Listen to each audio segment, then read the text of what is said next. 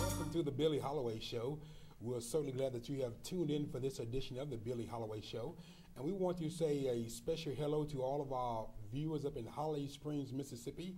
And we want to thank Bobby Johnson, the director of WURC TV2, for picking up the Billy Holloway Show and making this show available to all of our family and friends right there in the city of Holly Springs. So I want to say hello to all of you that have been tuning in each week to the Billy Holloway Show in the city of Holly Springs. And for all of our listeners who are viewing by way of internet, we certainly welcome you to this edition. And to those of you who are viewing right there in the city of Atlanta, Georgia, where the show is emanating from the studios, our studios right here in the city of Atlanta, we say welcome to our show tonight. And on tonight's show, we have a very special guest, William Johnson. He's with Out of Your Mind Production. And William, can you tell us more about what you do and what you bring to the community? Certainly, Billy. Again, I'm William Johnson. I'm the founder and director of Outchamind. We're a youth outreach organization based out of Stone Mountain, currently working with and partnering with schools in DeKalb County, and also working some with juvenile justice systems in Gwinnett and soon to be Fulton. And our mission statement is to reach, inspire, and empower youth and young adults. And our goal is transformation not only for our students but also for our community. Wow, you said a very powerful opening statement to empower our youth. And are you of the mindset that we need to be able to reach our youth today?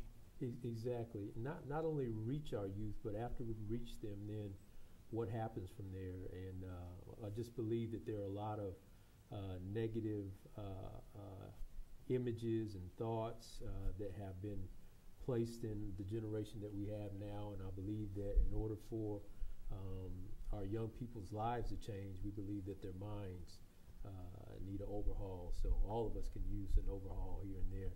And so again, it's about transforming the way we think, helping us to make better decisions, helping us to see that there is more to life sometime than what we see at the corner of our streets, and giving the young people an opportunity to unlock their potential. Young people who are listening tonight, that's why I created this show, to serve as an outlet to let our young people know that somebody care about you, and also to connect our young people with other services that are available to help them, because not every youth wants to be on the corner involved into derogatory or negative stuff. I believe that if we have more programs, something to engage the mind, as you say, the minds. And again, that's why I've invited you on this show to talk about what you offer and what you bring to the community.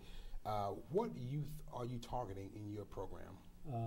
Billy, we basically work with 13-year-olds. Sometimes we've had them as young as 10 up to 18 and 19 years old.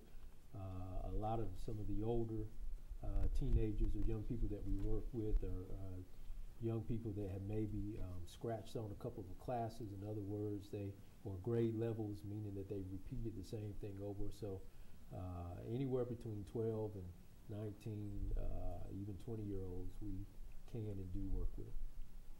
And you're the founder of this program. Could you tell us what made you decide to create a program? Certainly. Back in 2000, I was blessed with the opportunity to serve as a student pastor there at Mount Moriah Baptist Church under the direction of Dr. Michael Woods.